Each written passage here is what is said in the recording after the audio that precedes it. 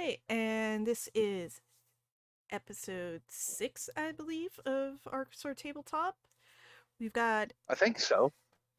we've got one article that we're going to read through. It's a list that Scott suggested, and as always, I am your host, Deanna, and I've still got with me, as you guys can see, GarnetSky. And Scott, the host and I guess you might say game master of Arcasaur RPG. yeah, you need to make a decision on that one of these days. 6 episodes and you still I not... will once we finalize our role playing system. And then I think we're going with storyteller, but for right now, I'm just kind of all over the place. Yeah. Higgledy Alright. piggledy wiggly. Alright, Timey so... wimey stuff. Yeah, all that. Let's see, we've got an article, we've got, I believe, a question that Garnet's wanting you and me to answer, and then we're going to do a little bit of a follow-up from episode 5 regarding Firelights, I think, for our creator spotlight. Because honestly, that's just going really awesome for him. Sounds great.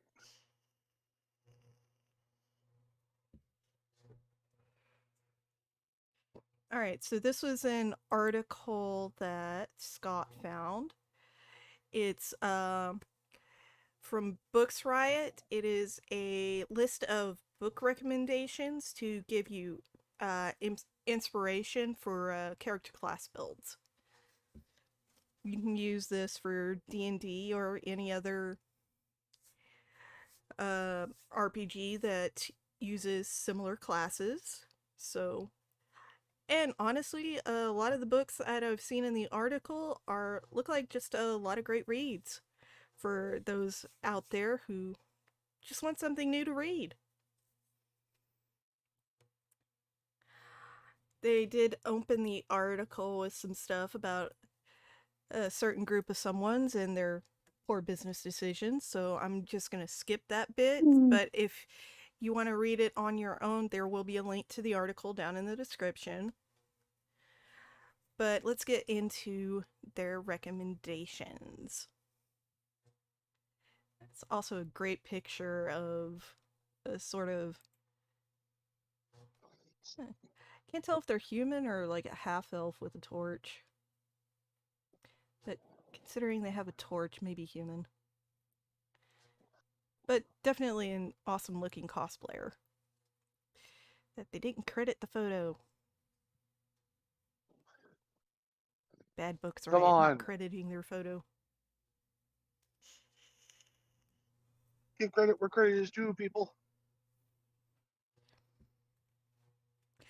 But on to their book list recommendation. The first one is it's in pairs, so, and it looks like they've got them listed in alphabetical order for the classes. So the first one up is, of course, Artificer. And the first book is called Spin the Dawn. For those of you who want an artificer that actually knows how to use a tailor's kit,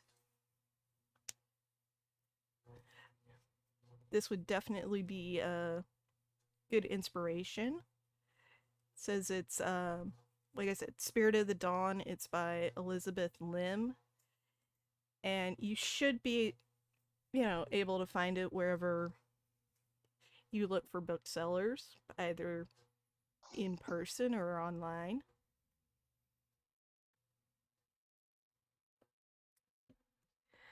Let's see, the synopsis they gave. The Emperor's getting married, and his bride-to-be has to have 3 perfect magic dresses. And to make sure she has only the absolute top tier the Empire has to offer. The bride-to-be has groom, the Emperor summons 12 renowned tailors to compete for the job of designing those dresses. When one invitee's ailing health prevents him to compete, his daughter takes his place. But for some reason, girls aren't allowed to be in the competition, so she disguises herself as a boy to enter. Wait a minute. It's a competition about dresses About and a woman can't present a dress? Yeah. I, Well, I, I that's think I messed figured up. out how she. I think I figured out how she won though. She probably won by putting pockets on the dress. Entirely possible. Probably. I mean, that's generally the one of the biggest complaints in women's clothing today is lack of proper pockets. I mean, that's why when I go looking for jeans, I go to the men's section because at least they have real pockets. Yeah, I ordered my uniform pants online. Mm-hmm. And I'm thinking women's cut. It's gonna fit a woman's body, but yeah, it apparently wasn't designed with thighs of carbs.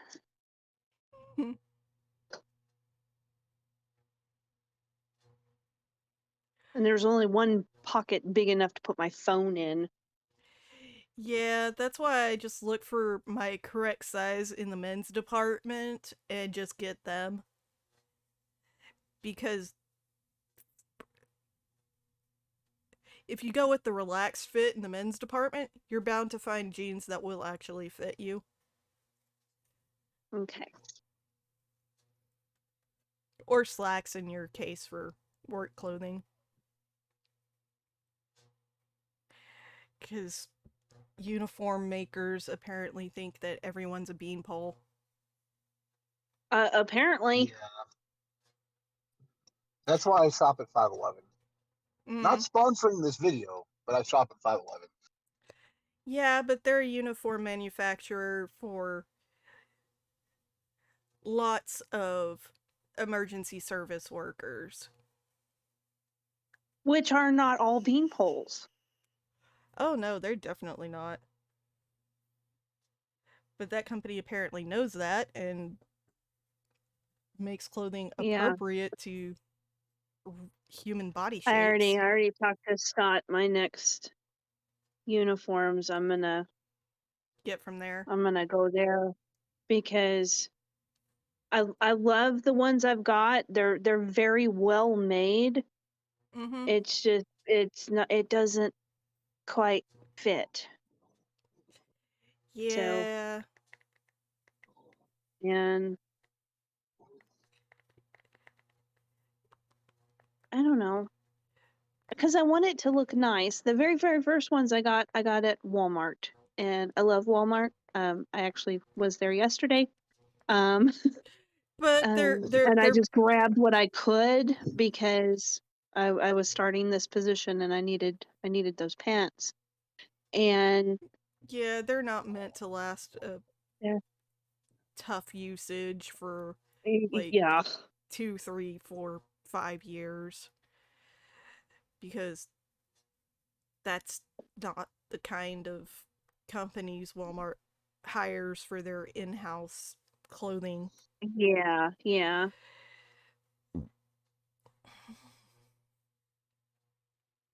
But the shoes are fantastic. I still have the same shoes. Yeah, They make really good shoes.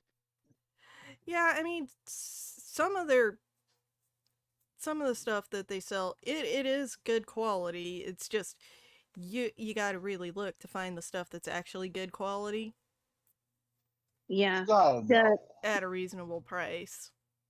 Yeah. The ones I got, I guess in a way are kind of like more towards maintenance because they're like slick resistant and all of that. But the extra walking around, They're super comfortable. I love them.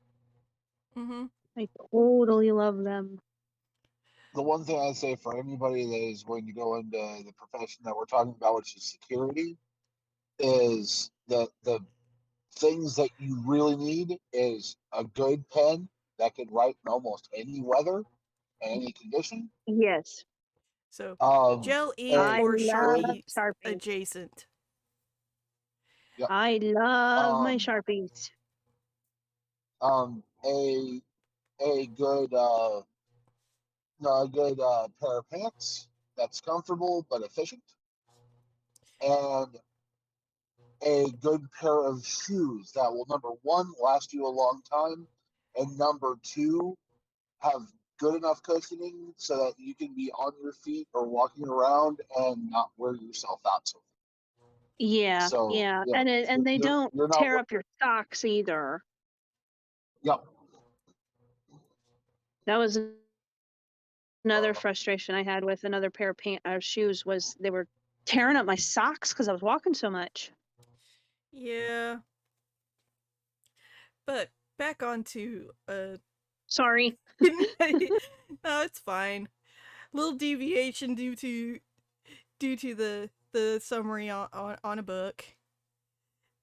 I'm But yes, sure it's bound to happen with pockets the in the other ones dress. too. Yes, Pockets in the dress. She would have won hands down. Pockets would make the whole deal.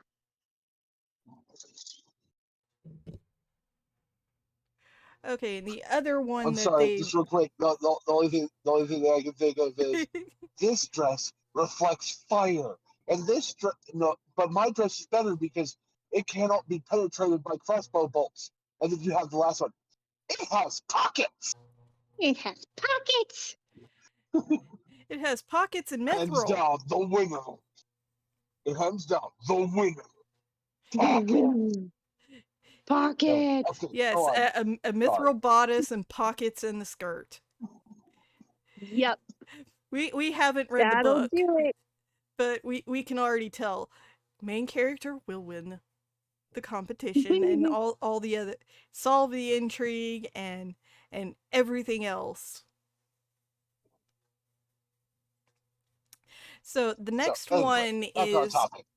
yes, the next one for Artificer that they're recommending is called Crier's War by Nina Varela. Okay. And the summary for this one is long ago human engineering made the automata. Okay. Then the automata gained sentience and forced their creators into subservience. Cheese. Yep, the AI revolted and took over. I love it. I love it. Sounds like ChatGPT. Yeah. And let's see, it says they go on with, even though she is part of the privileged class of citizens who were made instead of born, the sovereign's daughter, Lady Crier, is in danger. On one side, her betrothed, an automata separatist who wants to be rid of humanity for good. And on the other, her new handmaiden, a human orphan named Ayla, who has planned out Lady Crier's assassination. Dun dun dun. But there's something Ayla didn't anticipate. Is it possible the Sovereign's daughter was made with the ability to love? Well, gee. Guessing by the rest of the summary, probably yes. So the Steel Defender is the one in charge, not the Artificer. Not sure how that would work. Or it's a Warforged who somehow acquires who's an artificer, I guess. Who somehow acquires a flesh defender. Yeah, I guess. Weird reversal. Next up is 2 books for the Barbarian class. Okay. What's the book suggestion for us meatheads? The first one is The Grey Bastards by Jonathan French, and the summary is Jackal is one of the Grey Bastards, a band of half-orcs whose sworn duty is to patrol the wasteland that lies between the human and orc nations. He believes in their mission, but does not believe that the Claymaster is the right leader for the group. When Jackal's challenge to the Claymaster's authority is shot down, he's banished to live alone in the deserts he patrolled. Fearing for the group's safety, Jackal embarks on an epic quest to win back his place amongst the tribe. So, the exiled Outlander. Yeah. Next one is the... Sounds interesting. Yeah, it does. Might look into where I can pick it up. Because you don't get, like... I'd have to get it in audio. I'd have to get it in audio format because yes, you're don't have a lot of dyslexia. time to read stuff anymore, and I have dyslexia. So yes. But if there's not an audiobook version, I could always make one. If I get the text.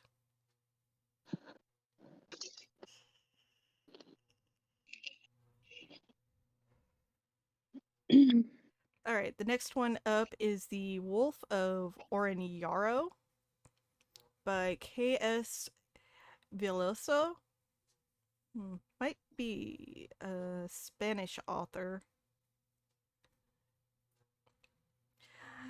Let's see.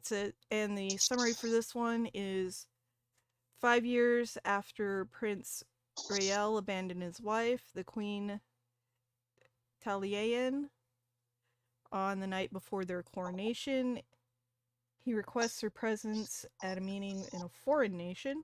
Meeting doesn't go according to the plan. Taliesin foils her would-be assassins, but soon finds herself with bigger problems. She doesn't know who sent them and whether her husband went into reconcile or whether she'll ever see home again. Jerk. Yeah. I got us a trip to the Bahamas. Oh yeah, by the way, you die. You die so I can inherit the kingdom.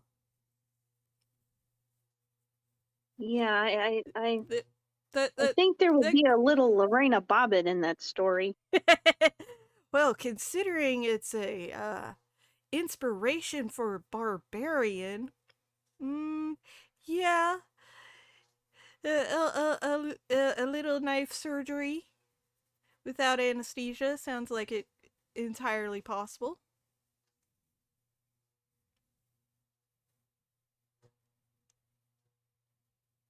Well, then again, she also killed her assassins. I mean, you gotta, on principle. Yeah. I mean, the one thing that comes to mind that they didn't mention, though, is Conan. Well, the Conan the Barbarian books are actually not fantasy, they're sci-fi. Post-apocalyptic sci-fi. Sci-fi, fantasy, Then again, these are probably more recent releases that they're making recommendations on anyway. True. You know, within the last 35-ish years, based on one of the books lower down in the listing that I have actually read. Actually, I've read the entire series. It's a really good one. Next up, we have Inspirations for Bard. And this time they actually include suggested subclass with these synopsis. Next, first one is Babel by R.F. Kuang. Hope I'm not completely butchering their last name. This one is for College of Eloquence fans. And it says the story centers on Robin, a Cantonese orphan raised in London. His life's aspiration is to attend Oxford University, the Oxford University's Royal Institute of Translation, which is apparently where linguistics and magic align. Which, you know, modern magic fantasy sounds like a good fit for us tabletop role players. And now for the rest of the synopsis. But magic Robin has spent his lifetime studying to apply the same magic that gives Britain the power to dominate the world, including the land of Robin's birth. So, modern magic fantasy mixed with alt history. So, honestly, that sounds like a great read. Just for, not even for inspiration for a character design, that just sounds like a great read for anyone who likes, you know, modern fantasy fiction. Yeah. And anyone that likes alt history fiction. Which I'm sure there's definitely some overlap in the tabletop gaming space for that kind of. Oh, not just that, but also video gaming space. I mean, look at the Wolfenstein series. Oh yeah, that's definitely alt history. And the next one up is called The Siren Queen by yeah, I'm not going to butcher this author's name, or at least their personal name, because I am kind of terrible with Asiatic pronunciation, but it's N-Vo. Ooh, that's pretty. What's pretty? What you just said. Envo. Oh Is no, that the name of the book? No. The name of the book is The Siren Queen, the author's name. The Siren Queen. Okay. Yeah. N-Vo is the author. Like I said, I'm not gonna butcher the pronunciation of their first name. Because it's in GIA. Really pretty. Yeah. I mean, even if they chose to just go by their first initial, yeah. And for us terrible Western monolinguists, we don't like that actually respect other people's languages and don't want to butcher somebody's name. Because You're also talking to the siblings that our mother named us after Star Trek. So at least her name is something cool in her language.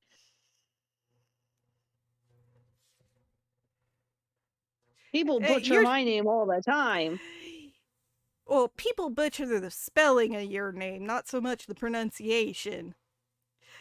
That's true. And considering the potential linguistic origins of said author, mispronouncing their name could be a really nasty word in their language. Oh, that's true. That's true. I mean, Rene-Pier, the author of Firelights, he said that there are two ways to pronounce my name. One is correct, the other is literally translates to garbage. Oh no! That's why I said I didn't want to mispronounce his last name.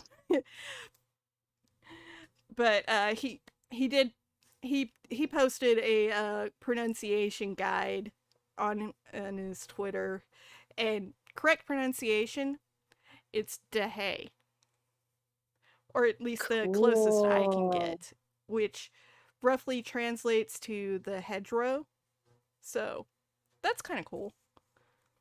That is very cool. Yeah.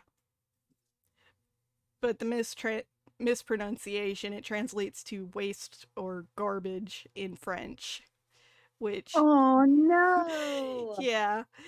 But he did say, people who are wanting to learn how to pronounce French and get better at sight reading French, totally going to encourage that. Which, that was awesome.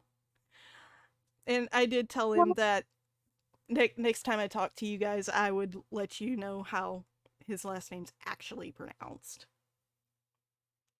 Well, sometimes it's just what you get. Yeah. And my dad had a professor in college, and I am not kidding. I am not making this up.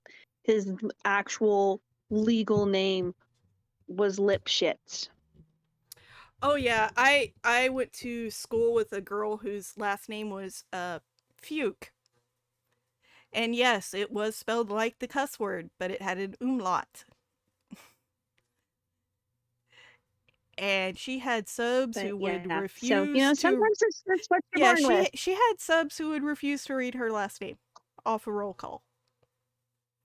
Aww. And she would just go, "My last name is Fuke."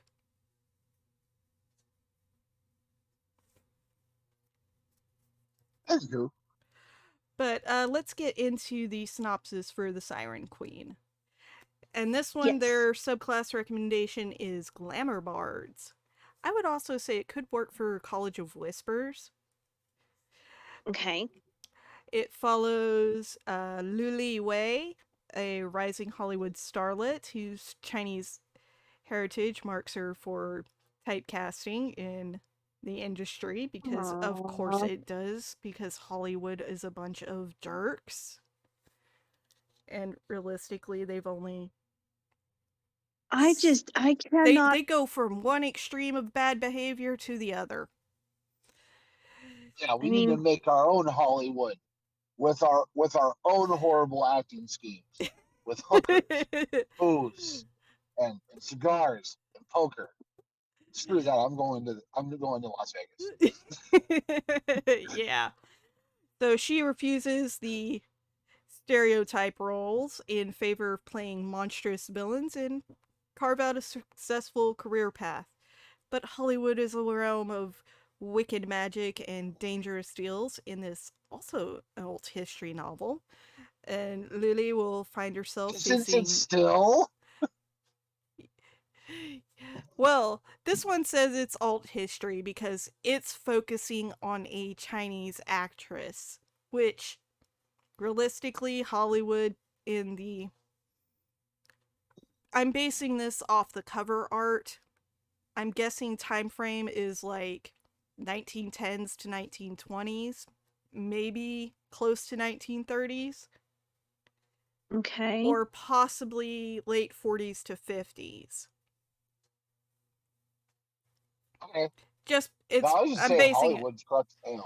Well, yeah, Hollywood has got a bunch of corrupt jerks, no matter what time frame you're looking at, and some of them are horrifyingly worse than others. But it says she'll soon find herself face hiccups, enemies on all sides.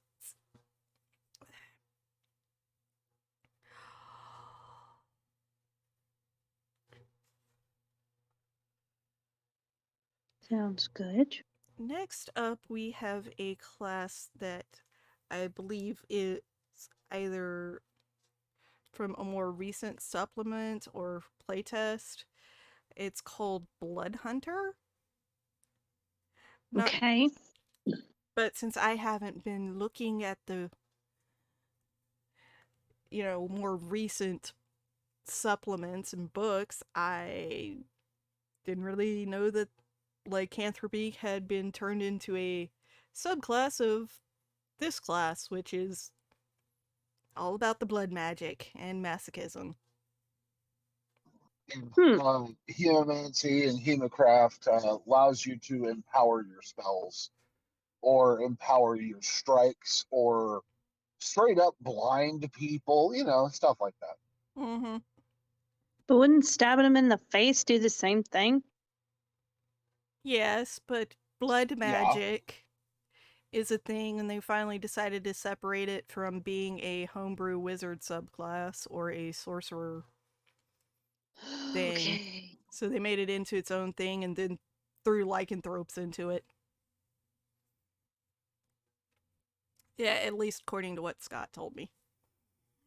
But the two recommendations they have for this one is the Nine Fox Gambit by Yunha Lee. Summary of, and they said that this is the book 1 of their Machineries of Empire trilogy. And this novel is focused on Cheris, a disgraced military leader who has to undertake an impossible mission to win back the favor of her empire. Her only ally is the ghost of a brilliant tactician, Jadot, whose history Cheris desperately does not wish to repeat. Which... I always wanted to get a dog and name him Bouton.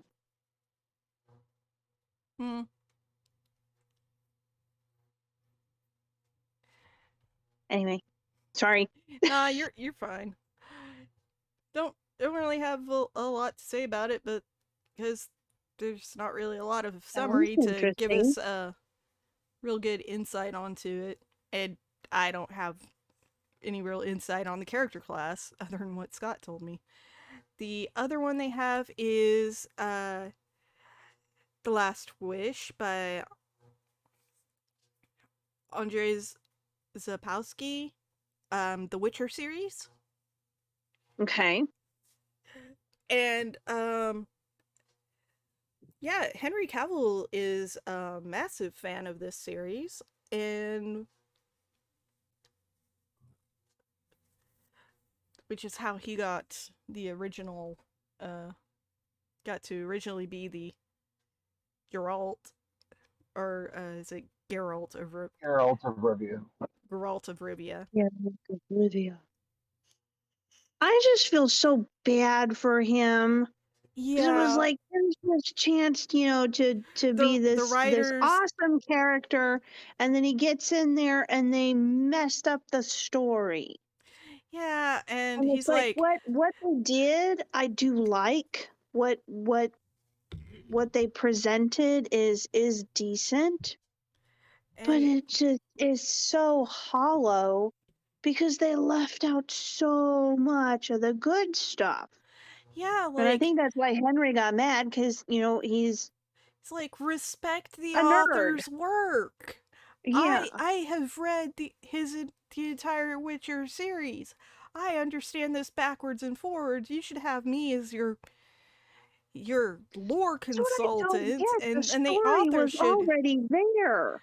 Yeah, I mean, they had an awesome story, and they had awesome games that followed a lot of the plot line, which the only way to get the true ending in the games is to actually do what Geralt did in the books. So for those of you who have read the books, you have a massive advantage on the games, because you know exactly how to get to the true ending.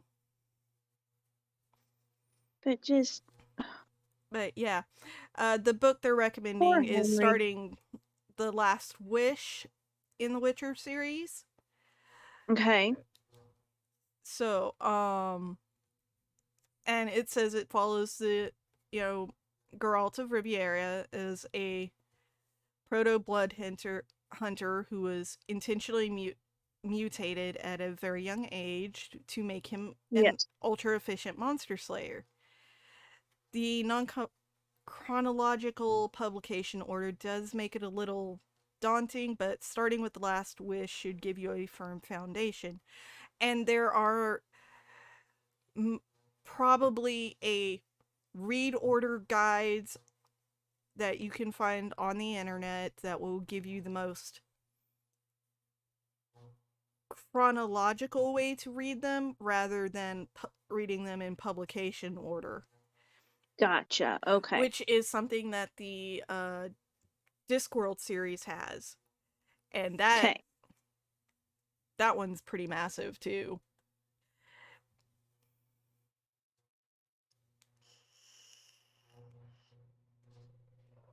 Yeah. All right, and next up are the two for cleric. The first one is Servant of the Underworld by Aliette de Baudard, which I believe they're a French author, and this is their first novel in their Blood and Obsidian and Blood trilogy. Servant of the Underworld follows Acatl, an Aztec priest whose brother was implicated in a gruesome crime. And considering the Aztecs, that would have to be pretty darn gruesome.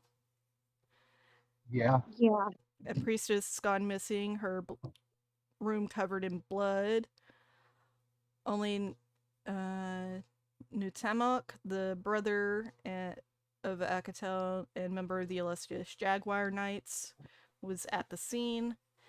And Akatel must race against the clock to solve the crime before his brother is executed. Awesome.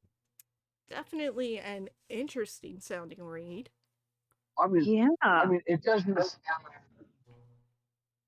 It doesn't sound very awesome as a circumstance, but it sounds like an interesting read. Yeah, like it's a murder mystery, so I would say that'd be good for anyone. I would say it would also not. It wouldn't just fit cleric, but it'd also be a good one for an investigator rogue. Yeah. I can see that. Because, I mean, it's a murder mystery, so that's... Or no, this subclass is actually called Inquisitor, I believe.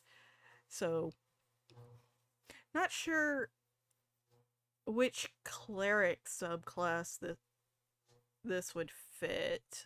Or I should say domain. I don't know. I have a clue. Yeah, it seems like that one might have been a possibly death domain. Yeah, it could be death or grave. The other one that this person, the author, picked out for cleric is called Strange Practice by Vivian Shaw. And the synopsis for this one is Dr. Greta Helsing isn't like other doctors, namely because she isn't exactly concerned with the living. Instead, Dr. Helsing practices on the undead, mummies, ghosts, and other children of the night. But when someone starts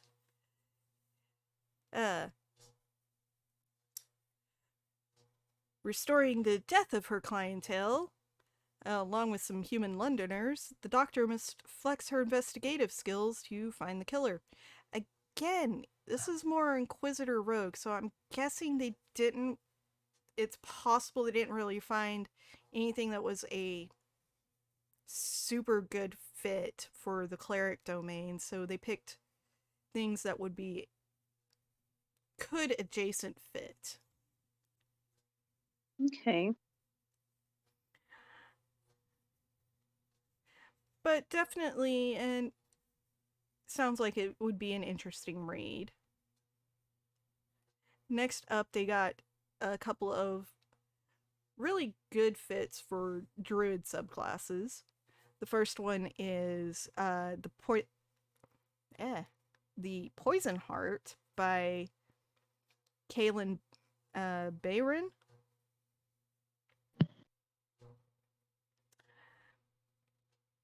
And this one, the summary is Brise, I guess would be the main character's name. Gets a chance to put her magical green thumb to work after she inherits her aunt's apothecary and property. Luckily, Bree's knack for plant care comes in handy when her aunt's clients come looking for cures for what ails them. Her talents make her popular, but her ignorance of the trade attract those who want to exploit her abilities. Throw in a secret buried somewhere in Bree's new home, and you've got a fantasy mystery that'll keep you guessing until the end. Cool. Trying to think which druid subclass this would be the best fit for. Maybe Spore. I don't know which druids. I don't play druids, so you got any thoughts on? Because it gave me Poison Ivy vibes, or actually the cover. Kinda, yeah. Sounds more like a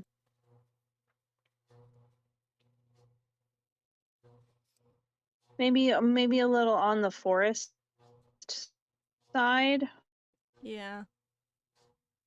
You know, having access to different Plants and such, and running an flora. apothecary. Yeah. It does make sense that it would be some kind of druid subclass. But this next one is definitely a good fit for moon druids. Okay. This one is the Sisters of Winterwood by Rene-Pier. The members of a local Orthodox community want little to do with Liba and Leia's parents because the girl's mother converted to Judaism. Still, Mommy and Tati, which I believe is Mommy and Daddy. It's usually how it goes. Answer a call when news reaches them regarding a relative's instance. They leave Liba and Leia alone in the house, but not before revealing their family legacy, their ability to shapeshift. So, ooh, that's why I'm saying Moon Druid would probably be the best circle for character creation from this one. Next up, we have two for the fighter. First one is The Unbroken by C.L. Clark.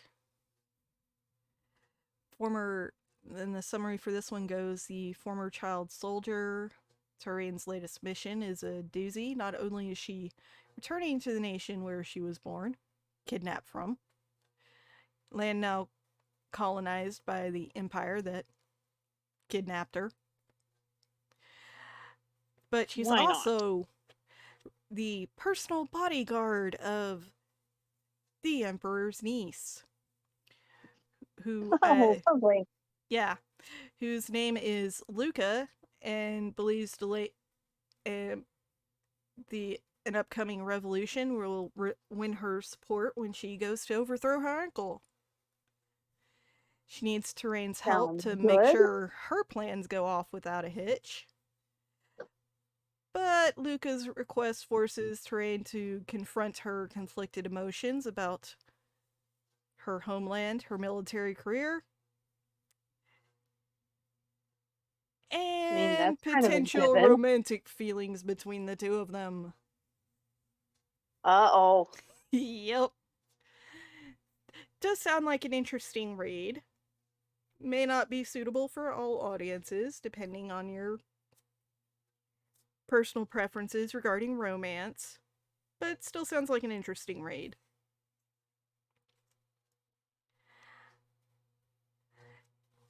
I mean, I don't know. Romance is romance in my book. Yeah.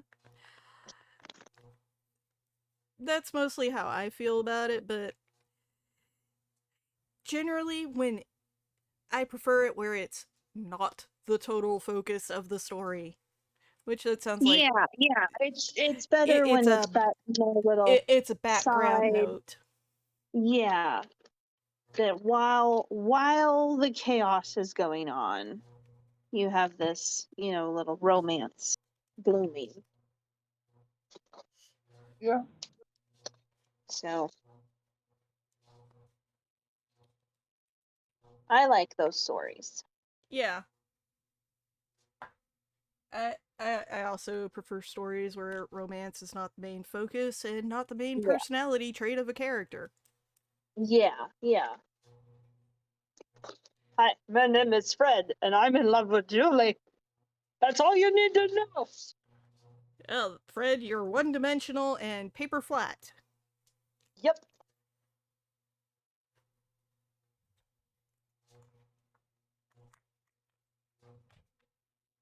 Done.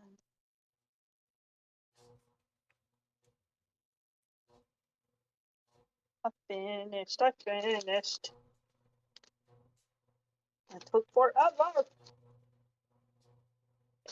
I personally feel the same way about token orientation or skin tone characters. Yeah. There are more to human beings than those two elements. That's not a personality. No, it's not.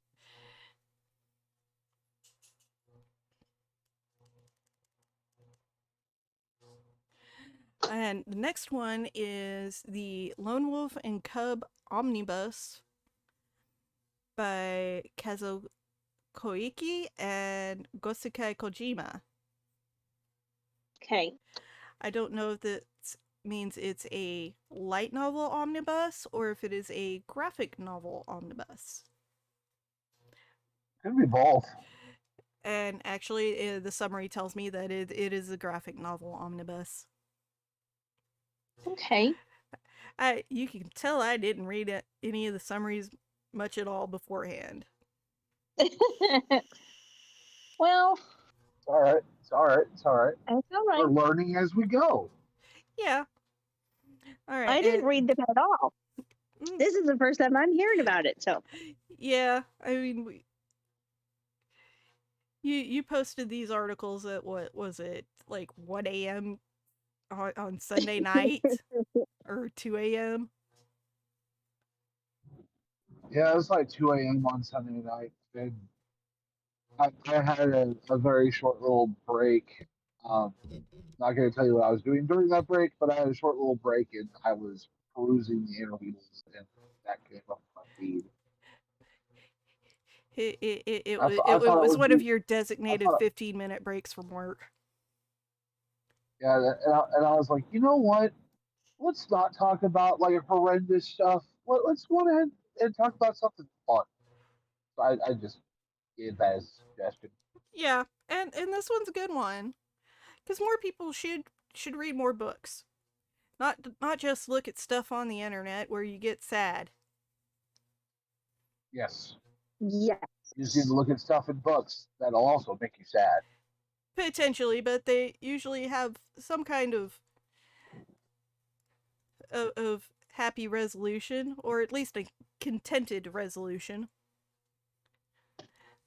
And it says this manga series follows Ogami Ito, a samurai, and yeah, I don't know how YouTube feels about that word. I'll just highlight it so that if you want to understand, for the viewing audience. Living in Tokugawa era Japan, assassins unalive Ito's wife and their servants, leaving only him and his newborn son, Daigoro, alive. And Ito's... Yeah. Oh, that's terrible. Because I know they don't like the word that's under the one I highlighted. Or YouTube doesn't. Oh. I'm saving us for future monetization of this episode. I mean, that's a reason to, vengeance and yeah, angry enough for some mutilation going on.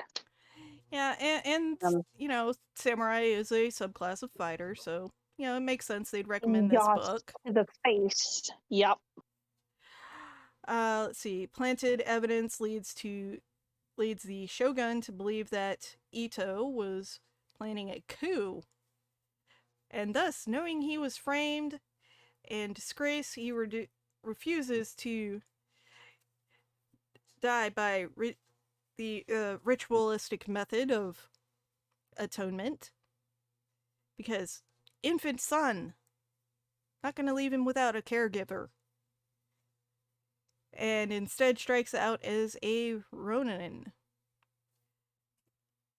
taking care of the infant son and proving his innocence is along the way. Wow, that's gonna be a That very sounds strong, heavy story. Yeah, strong, heavy Wow. elements. Sounds heavy. And probably graphic imagery for those who are sensitive to that kind of stuff. So,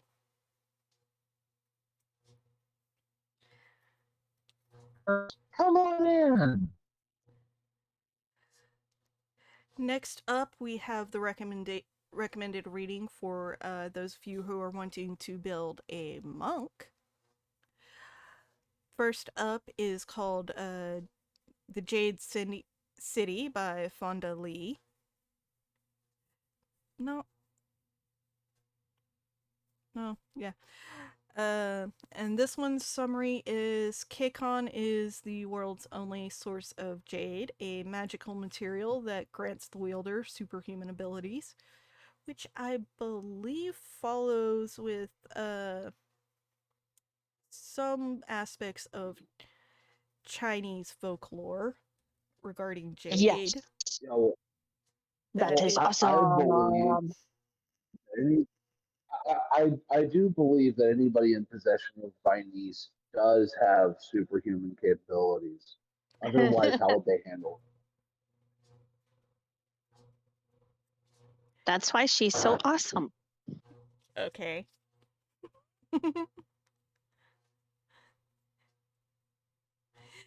It says using jade requires intense training from a very young age to avoid serious injury or death, and even then, only those of at least some amount of Kikani's ancestry can safely wield it.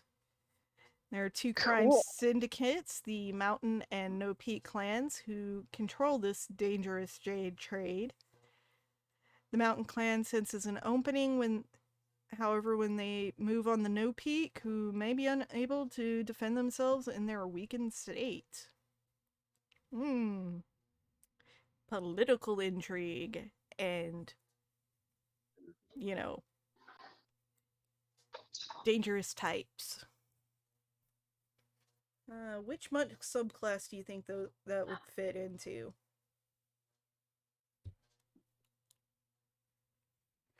Well, by description, what you're saying. Let's see, using Yeah, using just the summary they gave. Possibly either Way of the Open Palm or Way of Long Death. Open palm or long It's death? not Way of the I know it's not with criminal background.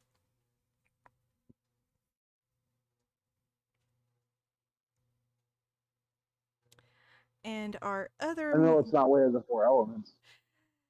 No, but Way of the Four Elements is definitely the most magical of the monk subclasses. Yeah. I mean, besides Astral Self, but that's definitely not reliant on outside forces or artifacts, which is what Jade City seems to be implying. Yep. Alright, and the next one is called A Hero Born by Jin Yong. It is a... I can never remember how to pronounce this. I think it's Wuxia. I know it gets mispronounced Wuxia, but I think it's Wuxia, which I think is alt history, historic light novels. Okay. Follows the sons of a pair of song-sworn brothers who live very different lives after one dad is unalived and the other one vanishes. Oh, that's no good. Yeah, went out for milk, never came home. Gaojing grows Insert Funko pop, empty Funko Pop box that says number 5, Dad out for smokes. Considering what's going on with Funko Pop, those are all in the garbage. Yeah. It says Gaojing grows up among can't remember how they said that it's actually supposed to be pronounced, but we generally tend towards Genghis Khan. Studying martial arts to become a better servant to his people. Meanwhile, the crafty Yang Kang, raised by his stepfather, a Jin prince, plots against his biological father's people. Ew. A simul good-evil campaign. So, depending on Yes. what campaign you're going with, you want to go with Gaojing for your inspiration for your monk, or Yang Kang for an evil. Interesting. And then we have the 2 for paladins. Now, this is a book series that I highly recommend.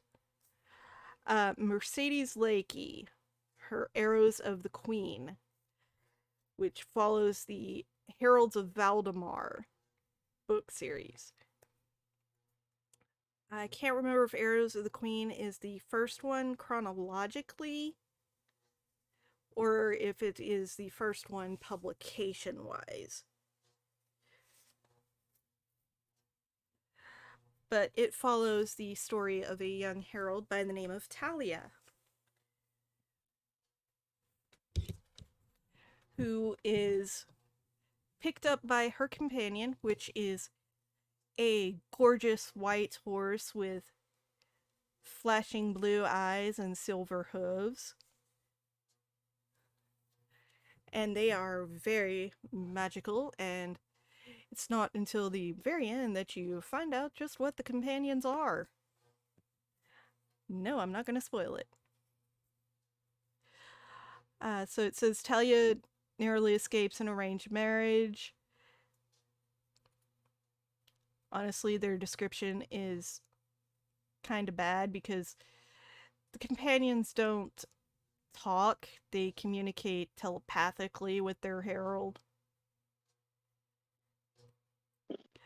Talia gets whisked away to the herald's college.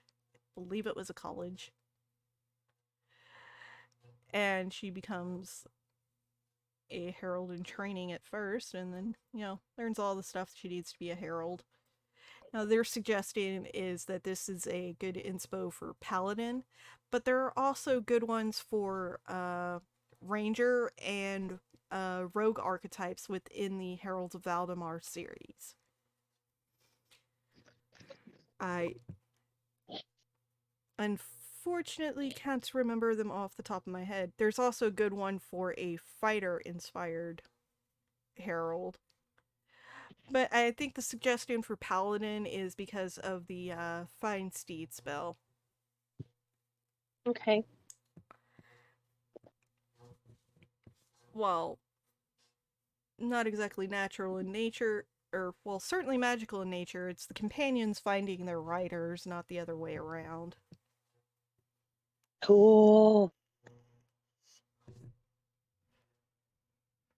And it's been a long time since I read Arrows of the Queen, so I can't remember a better synopsis than what's been given. But it says, will she have time to complete her training before the Queen comes under threat that only the heralds can stop? Though they use the word thwart.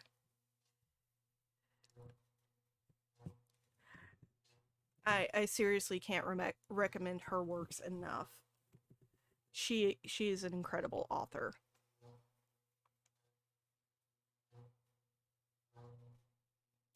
And the next one is called Paladin's Grace, so a very obvious choice for Paladin. It says, when God dies, who gets left behind? And this is by T. Kingfisher. And the synopsis goes, a paladin needs to serve God. Not so much in D&D, it's mostly an oath. It's usually in an oath in service to a god, but not always. Too bad Steven's god just died. So he ends up working as a hired bodyguard and he's wrestling with his identity crisis. He crosses paths with a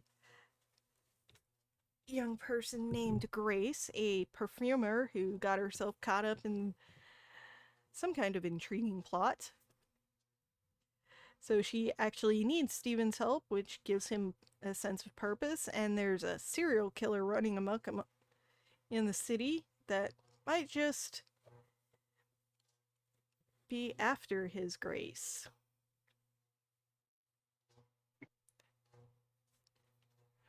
Definitely. So that would suggest more of an Oath of Devotion paladin. Because his focus is on becomes an oath to Grace rather than just an oath in general to a god. Yeah. And then we have for Rangers, we have Dread Nation by Justina Ireland. This one's an alt history fiction. The Civil War ended the day that former soldiers rose from the dead at Gettysburg, leaving Americans' issues to take new yet familiar form. In the midst of the ongoing zombie apocalypse, the quotas of Black Native American children. There are quotas for Black Native children to be trained as zombie killers and bodyguards to protect wealthy families. Oh. And Dread Nation's main character, Jane, is the daughter of a wealthy white woman and black gentleman who is tasked with solving a murder mystery while she undergoes her military training in Baltimore. Okay.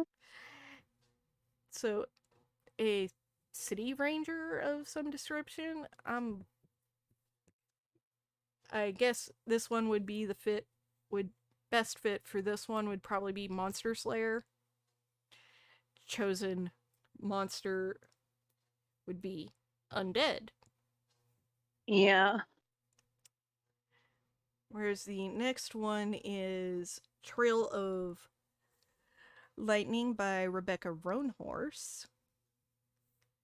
It says it blends climate fiction, fantasy, and mystery elements into stunning effect. That's a very kind of useless description. The rest of the synopsis goes, the novel follows Maggie and Kai, a monster slayer and a medicine man, as they attempt to solve a missing persons case in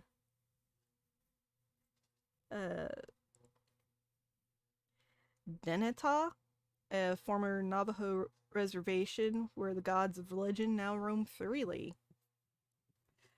Awesome. So,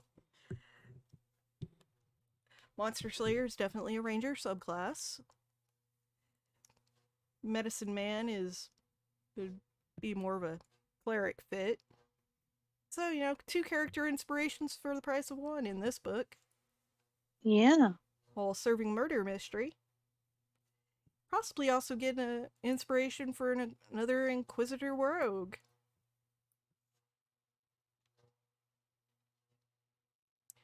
Next up, we have the rogues. And the first one is Child of a Hidden Sea by A.M. Della Monica. For some piratey inspiration for your swashbuckler, this is the first in a series, but they don't mention the name of said series.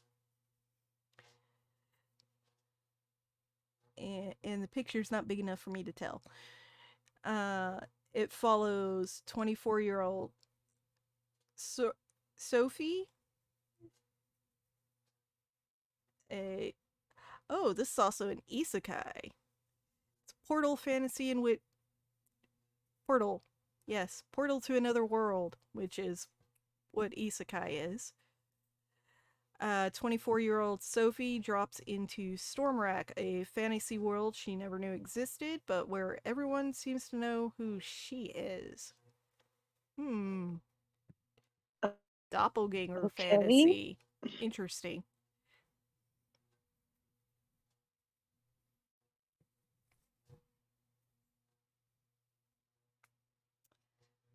And the next rogue is literally for the Inquisitor. And the book title is Even Though I Knew the End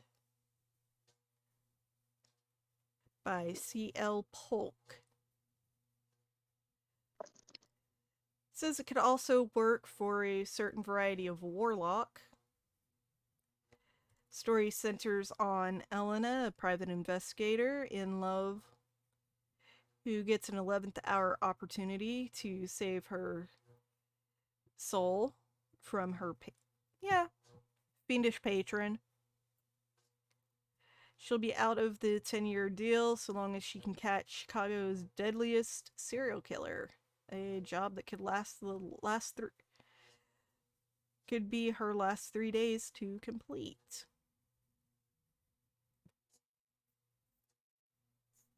Interesting.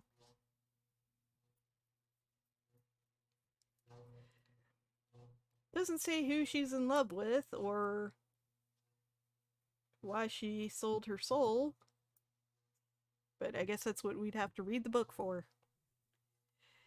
And the cover art is what kind of looks like a couple kissing with a bunch of either swallow silhouettes blotting out the image of the couple's faces. It's definitely an interesting cover. Alright, and the last ones up are Sorcerer, Warlock, and Wizard. They have The Witch King by H.E. Egmont. Yeah. That's about the best I'm going to do for pronunciation. It says Wyatt, a witch that's betrothed to his best friend Amir, a Fey prince. For Amir's family, it's a political marriage so that Wyatt can pass down his magical abilities along to their children. Wyatt left following a magical accident, and he's doing pretty well for himself until Amir calls him back to the land where they grew up. So, sort of a modern fantasy take with some realistic elements and, the Fae.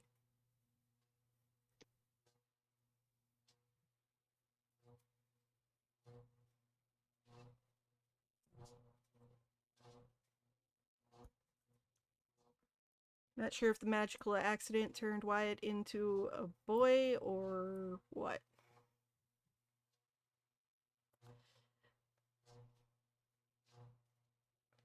Or it just gave him access to, regular world. And we have the other one for Sorcerer called The Fifth Season by N.K. Jemisin. And their synopsis is, I will stop recommending this when I'm no longer alive. Sorcerers get their abilities from their ancestry, much like seismic magicians known as orogenes. In Jemison's Broken Earth, first novel in this trilogy, the 5th season follows Essen, an orogene in hiding, as she sets out to avenge her son and kidnapped daughter from her treacherous husband.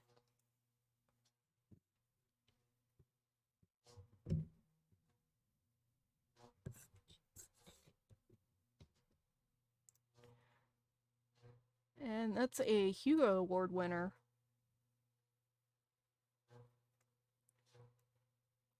So you got a New York Times best-selling author.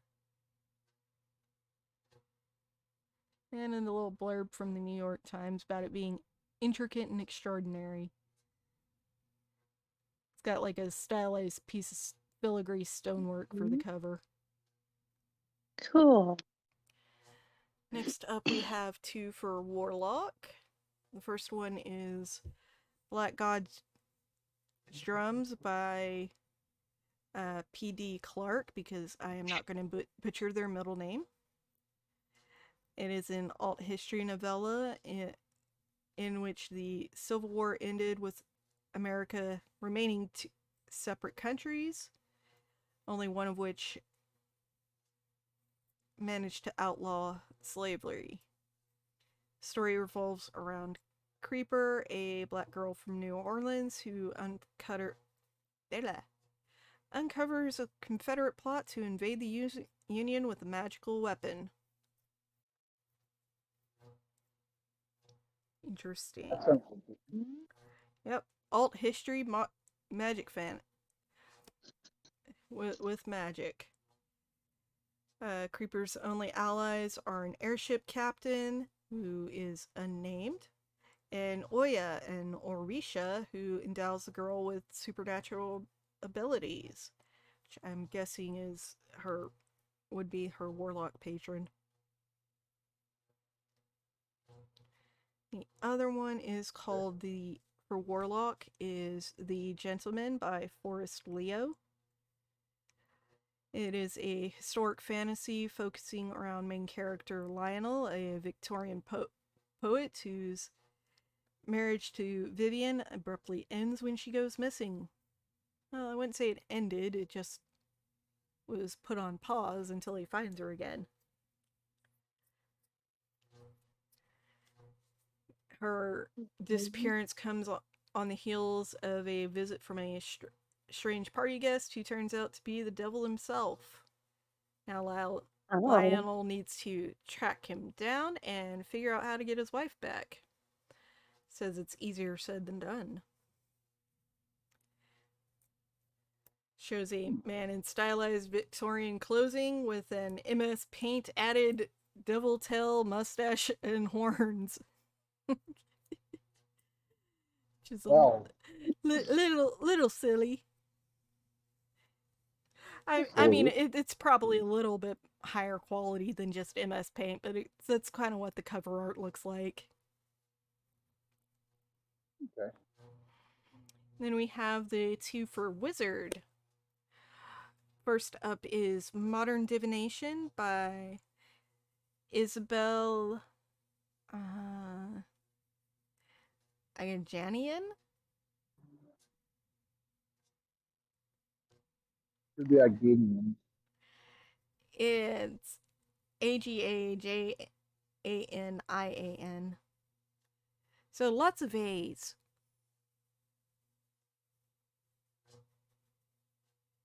So yeah, I'm gonna go with Agajanian.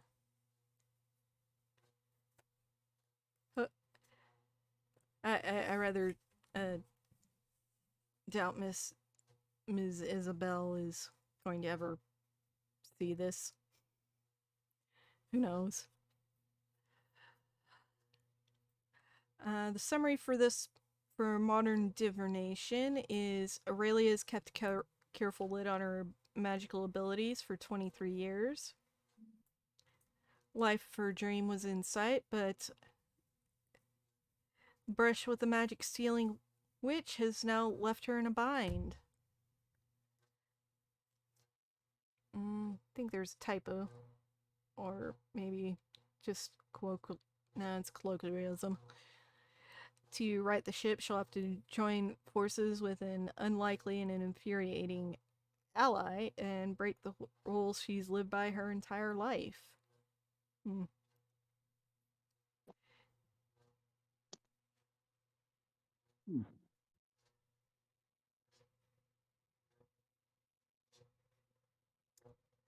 And it says, the top of the book cover, even the sweetest spells will spoil.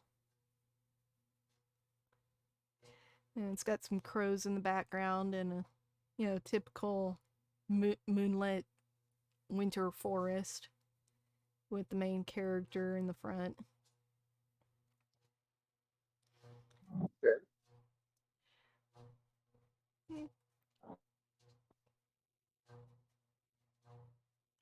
And the last one is Gideon the Ninth by Tamsin Muir.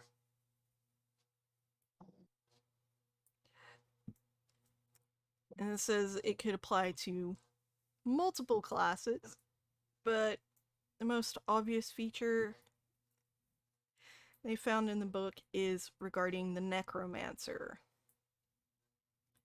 Each of the 9 houses in the Locked Tomb series, so Gideon the Ninth is a part of a series, focuses on different types of necromantic magic, from speaking with the dead to making weapons out of bones. If you're looking to make a macabre wizard with a signature flourish, look no further than the first book in the series, Gideon the Ninth. And it looks like a rock metal cover. Okay. Definitely interesting. A very eclectic selection.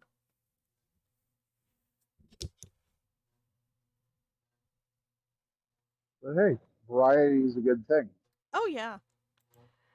And inspiration for character classes comes from many places. And as I said, there will be a link in the description. And I believe it did say there were affiliate links, which, yeah. There are pass-through links for each of the titles. And apparently you can also save to your Pinterest. Don't know why you'd want to. But I believe now we have a question from Garnet for us.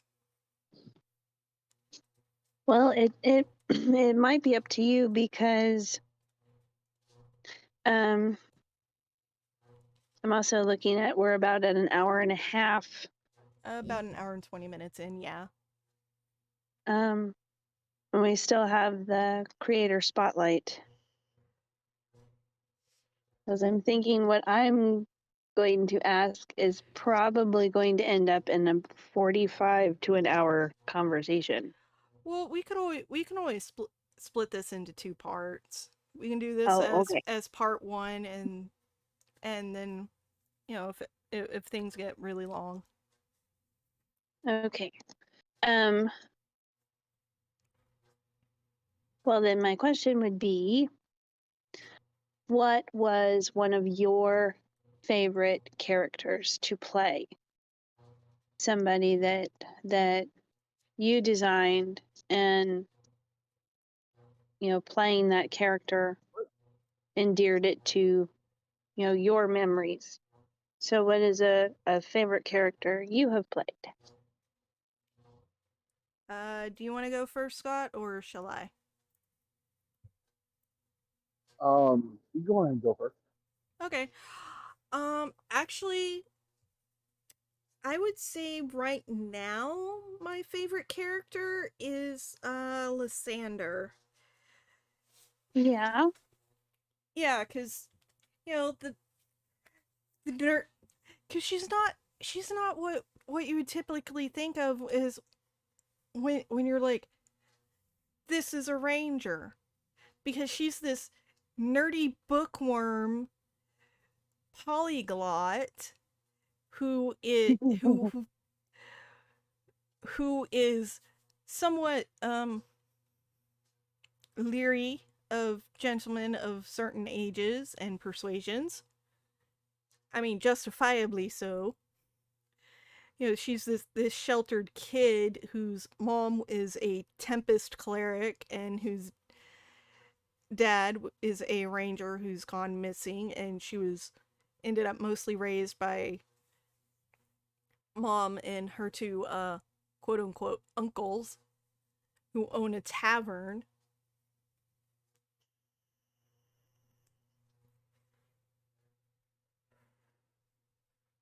But yeah, I would say the first time that that I played her, I focused a lot more on her being this quiet, shy bookworm type who happens to be deadly with a bow and swords,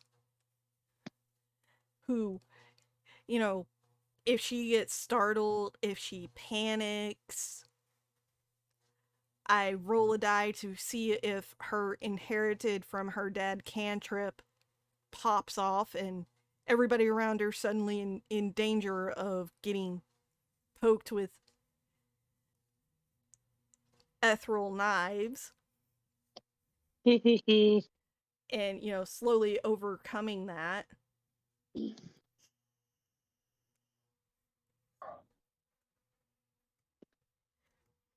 Last time me and Scott played a campaign that she was in, she ended up during the dungeon crawl her uncles have in their basement. It popped off. And in our current campaign 3, same thing happened, but for different reasons. Yeah. And then it also popped off at a couple of other points in that original version of the campaign. Once with another PC and once with an NPC. And it was for, first time it pops off, she was panicked. Second time she was startled. The third time was, I believe she was pissed off. And in our current campaign, it popped off because in the dungeon crawl, because strange dude pops out of nowhere. He's so hot and sexy. Oh my gosh. Boom. No, it's more like strange dude who's of a similar age to a guy who caused a similar untoward reaction, shall we say.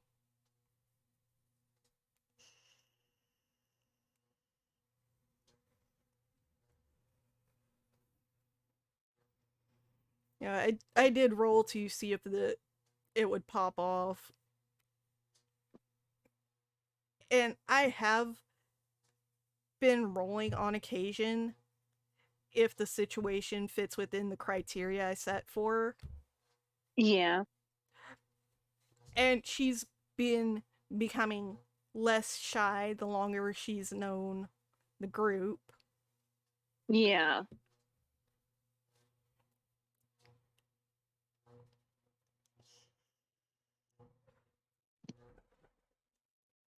But, she's still this shy, nerdy bookworm who happens to be a Gloomstalker Ranger.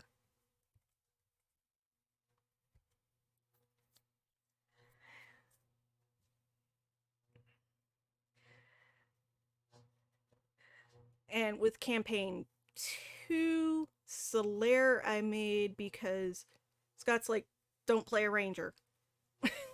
So, can't really say that she was my favorite, but at this point I had played her longer than I've played Lysander, but she's still got, Lysander's still got the soft spot. Yeah. So, how about you, Scott? Let's see. all my characters are kind of like children. It's hard to pick like my children. It's hard to pick a favorite.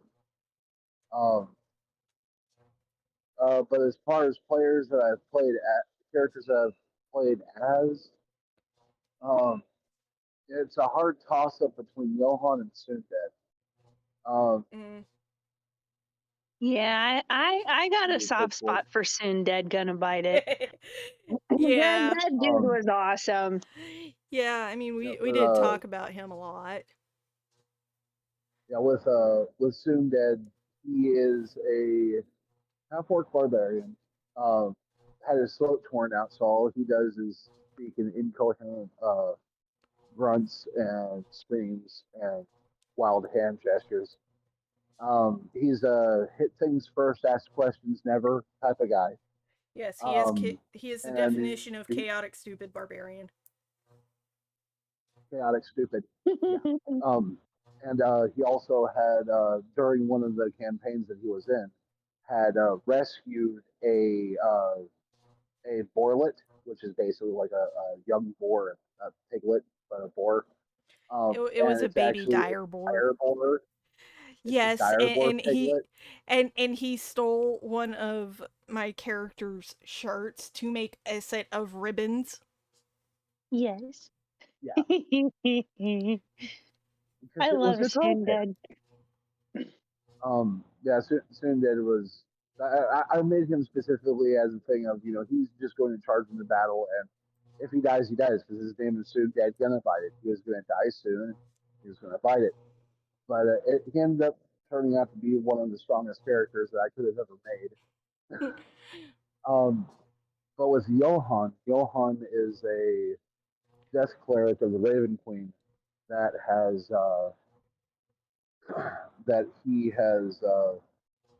in his past ended up how to put this. He had something traumatic happen in his past that ended up causing him to die for a short period of time. In that short period of time, he actually came face to face with the nature of ravens and, basically devoted his life to her, not as in exchange for going back to the world of the living, but just after seeing her visit, decided, you know what, I'm going to devote my life. And so, a devotee cleric of the Nation of Ravens. That's pretty much basically all that I have for him, is that is what he is. Sunded has a little bit more depth because he was just goofy and I just made him. So I would say the soft spot would be for Sunded. Okay, is there a character that you have created but you haven't got to play with them yet? Is there one that you're looking forward to, of like, oh my gosh, if we can just have one shot and I could try them out, I'm so excited to play with this character? For me personally, that would be Raj. Oh crap, my brain just went blank on the race. Elephant people. Loxodon. Crap. Loxodon. He's a Loxodon multi-class barbarian monk. It's a Way of the Astral Self monk. He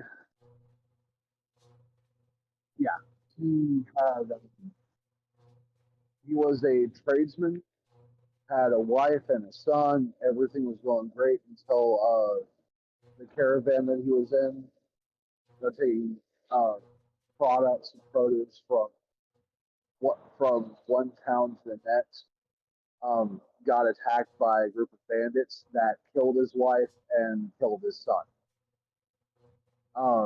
He was one of the few members of that caravan that actually survived the attack. And from that moment on, he swore vengeance, trained his body and mind, and is seeking revenge. So, yeah, and the whole moniker of elephants never forget. Yeah, just think Asura's wrath, but it's an elephant.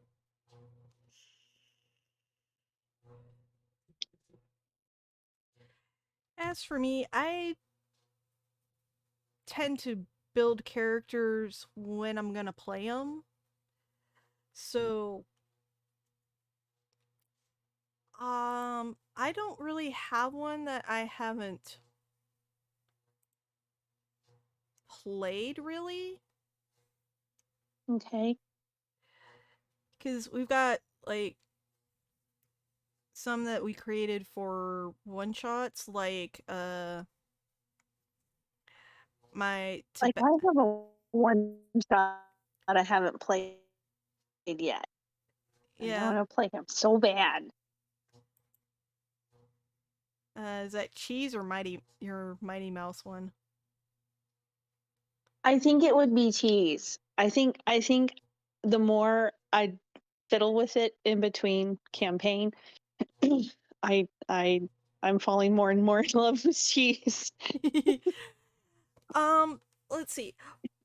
A character I've built but I haven't played, but I think would be kind of interesting to play, might be Lysander's mom, Elsaris. You know, the Tempest cleric. Ooh, yeah. Hot-headed Tempest cleric that falls in love with a Beastmaster ranger, and they end up having a Gloomstalker for a daughter who's mostly raised by her and their other two party members, a thief rogue and a hedge wizard that own a bar. The kind of adventures they went on, I have a feeling would be kind of insane. Yeah. I think for me, my favorite that I've played honestly would be Mags. Yeah. Magnolia is a Canatar from the forest, kind of a more along the lines of like an Amish type society. Very, very family oriented, very even though there's multiples of them, they're very kind of family oriented. And so you have this wild hair moment thought in the brain of, is there an adventure out there for this little elderly Canatar who, is getting ready to retire? I don't want to retire yet. I'm not old enough to retire, but I'm too old to, be a part of what's going on in the family. So she's just kind of in the background and watching everyone having pups and, this amazing life. And she's already had that amazing life. Yeah. And so she essentially runs away. I'm going to go have one more adventure before I retire. But then there's always that little thought in the background of, what if this adventure kills me? What if I'm not strong enough to do this? And so, she's a little grandmother and a little spicy. Yeah, So, she's a little chaotic. a little bit. But also in a world she doesn't know. So she doesn't know if she's being chaotic because she's been so sheltered living this entire life in, the northern forest. So, well, actually, it's more central forest if you well, look at the map we've got. Yeah. So I do really enjoy playing Mags. She's fun. And then the one that I really want to try, if we can ever get to a one shot, or I can try, is cheese. I think cheese is going to be hilarious. I literally have 3 different lists for what is going to be going through Cheese's non-existent brain when we have a situation. So I have a list of like, how does Cheese feel? Are we happy, excited, sad, depressed, lonely, angry? So I have to roll for that. And then I have, is Cheese going to have a thought? Am I going to try and be helpful to the situation, or completely off the grid bonkers? Because I just thought it would be hilarious of like, oh no, it's some kind of, dragon that's going to eat us all. And where is Cheese? Cheese is playing with a rock in a corner, completely oblivious to what is going on. I think that would be so funny. So I don't even know what Cheese is going to do. Oh, sorry. By the way, Cheese woke up in a barrel in the back of a barn. So some goat cheese that had gotten forgotten sat there long enough for Cheese to become sentient, and it just started walking around. And we got to one part where we're like, what is Cheese gonna be? And I'm like, I don't know. It's just wandering around. It doesn't even know what it is. And so my backstory is that while Cheese was wandering through this little town he found himself in, these 2 men come falling out of a pub tavern and are having a quarrel about something, and so they both pull out their swords and they're falling down drunk, and it's a hilarious scene to everybody else. But Cheese is just mesmerized by this amazing performance happening, and they have these cool, awesome swords, and they kind of swing at each other a little bit, laugh really hard, and then pass out. And so Cheese is thinking, his first little thought of, if I had one of those magic sticks, I could win things too. So on the exit of leaving this little town, Cheese sees a broken rapier in the gutter, in the mud. I'm going to show everybody what Cheese looks like. Okay. Your concept art is just super adorable. It's got this broken little rapier, it's winking, it's got a little bow and a pair of mismatched green socks. My other thought is also that Cheese is unaware that the bow is on the head. Yes. And so when like the first party member it that looks points like out, Swiss cheddar. What a cute little cheese in a little bow. Cheese is actually going to have a rage moment trying to get the bow off of its head. Because somebody just stuck it there and he didn't know about it. I thought that would be hilarious. Yes. But yeah, this rapier, and it's busted and broken and it's rusted and it's horrible looking. And so the game director, I guess, I don't know the terms now, but he was saying that it would be kind of interesting to have, like, as you're fighting someone, they have to roll to see if they get like rust poison damage from being poked with the rusted rapier. So I think that'll be interesting. I think for our system we're going with storyteller. Storyteller. Yeah. So the storyteller was saying that would be an interesting, little twist for Cheese, that yes, with its little sword, did it, 1, did it hit? 2, did it make damage? But then they have to roll and see if they get tetanus. Yeah. Oh, that's hilarious.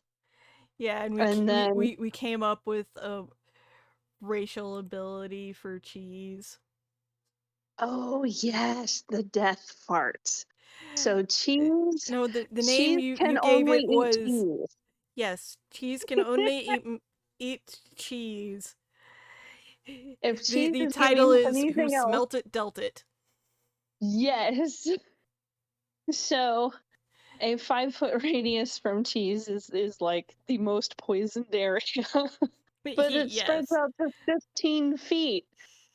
And so my thought was like, cheese is actually really small. It's only like maybe 2 feet tall. It's not very big. So, you break off a piece of broccoli or something and shove it in cheese's face and then throw it like a grenade. Yes. Because wherever cheese is going to land, it's gonna go off.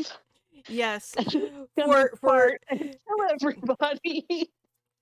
Yeah, the 5-foot most deadly zone is 96 of damage.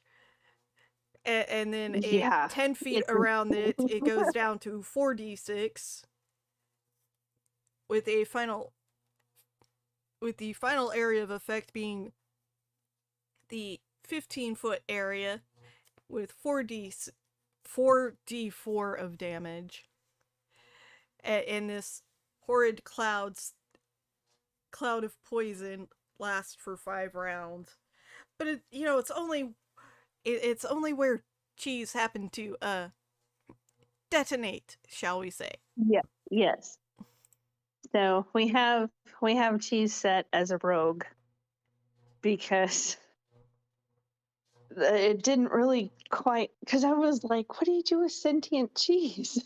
Yeah. And then another party member was talking about that, oh yeah, they just made, gelatinous cube um um abilities and stuff that we could use for cheese. Because I totally came up with it just off the top of my head that this is gonna be hilarious. And cheese doesn't really speak. It knows I think yes, no, and cheese. yeah, that is all of the common it knows, but the Yeah, language it everything else speaks is technically abyssal. abyssal. Yeah. So, yeah,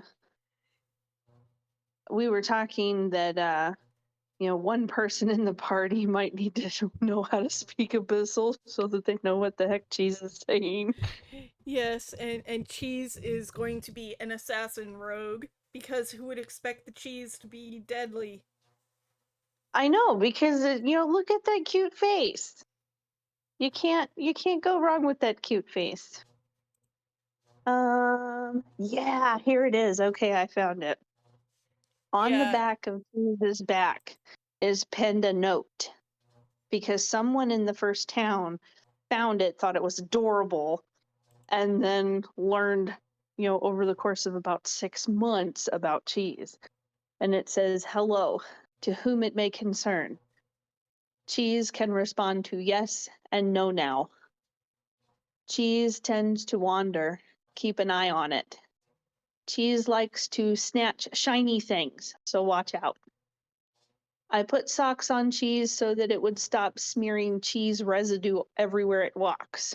It seems to like them. Please don't remove them. And for the love of Melora, do not feed cheese anything but cheese. Don't try to find me or return the cheese, concerned citizen. So it kind of alludes to the death parts, but Yes. not really. So it's going to be kind of interesting when, meeting the party the first time. And typically, the whole, meeting in a tavern thing when everybody gets together. So maybe that first meeting is going to go quite. I think it'll be hilarious. Yeah. But I do. I want to try out cheese so badly. And I'd love to see what kind of concepts anyone would want to comment down below. Favorite characters you've built, Yes. What is a favorite character you have played? And what is a favorite character you have built but haven't got to play yet that you're kind of excited to try out? Yes. And I think we're going to go ahead and move over to our creator spotlight. And I do think we'll be breaking this one. This one will have broken up into 2. Okay. I'm sorry we went over. Oh, no, it's fine. I'm just thinking breaking it up will give it a better chance for more people to see it and, listen to all of it instead of it being, 2 hours at a single stretch. Yeah. Because a lot of people don't have that long, but, just for it being a in the background thing, it should be good while you're doing other chores. Yeah.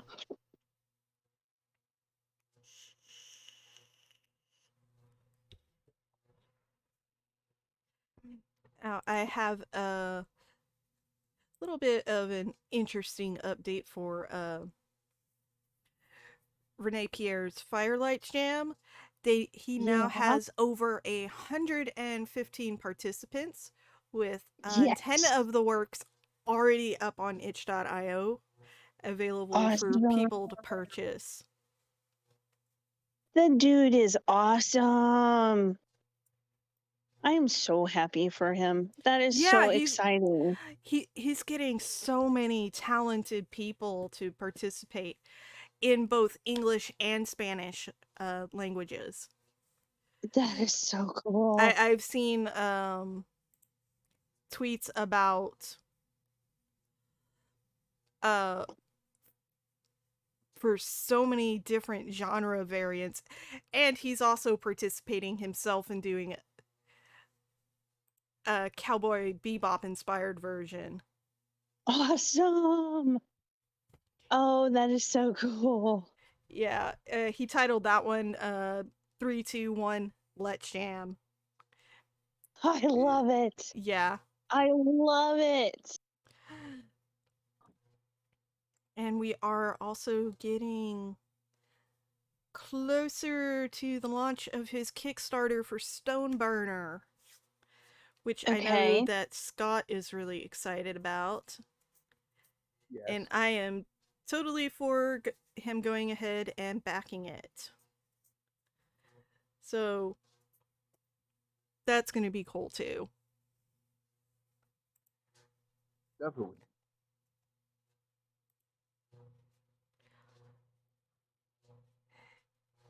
That is awesome. Yeah, he's hoping to get... That's awesome. He's hoping that before the jam ends that he gets over 120 participants. And how cool. Because I don't think there's like huge numbers in the ways of as far as solo or duo co-op style tabletop games. And something else he has made for Firelights is a virtual tabletop that runs in browser. Cool.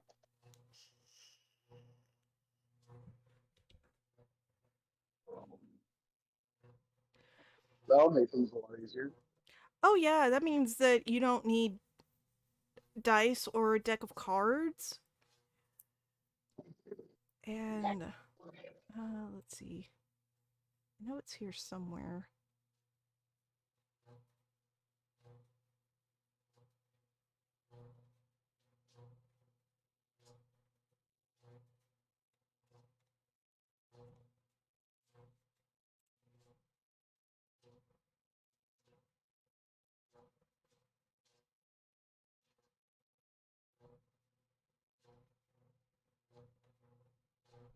What you're looking for? Oh, I was looking to see if I could find the link for the VTT. I kind of lost it for a little bit.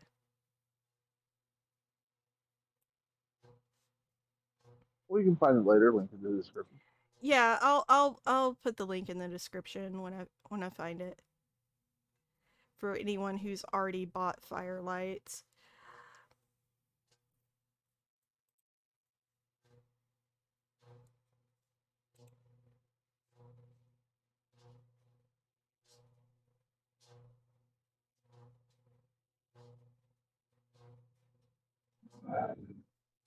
Anyway. All right, I think that's gonna be it for this episode. So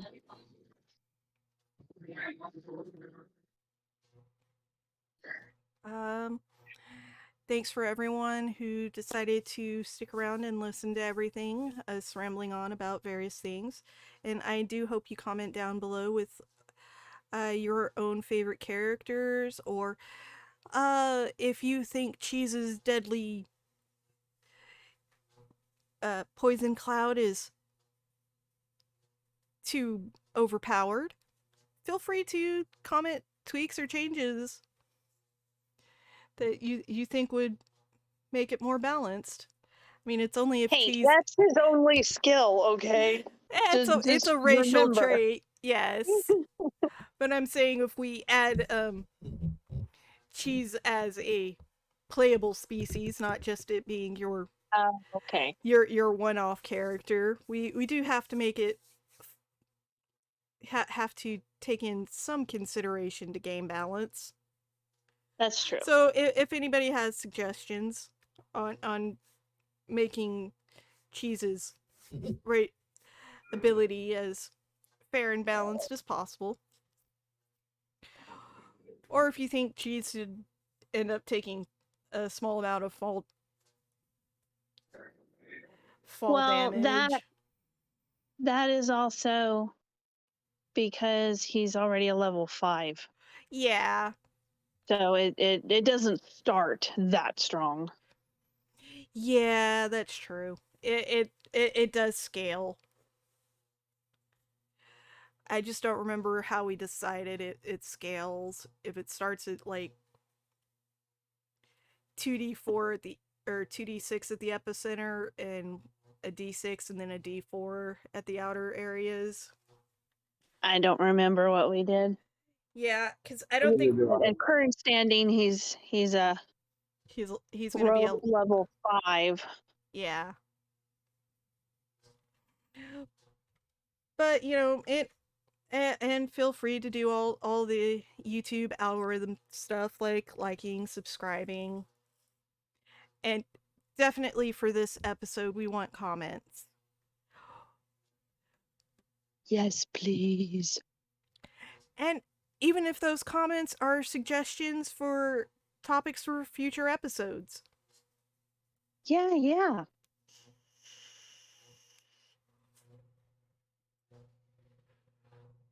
You know, you can find us by doing a Google search now for Arcasaur Table Talk or Arcasaur Table Top, our website. And my Twitter does come up in the search results feed because I listed myself as the Arcasaur Table Talk host. So if you want to check out the Twitter feed, I don't post often, but I do post whenever a new episode comes up, so check it out. Yeah, feel free to talk about other things I might happen to comment on. You might find people you never knew existed in the Twitter sphere.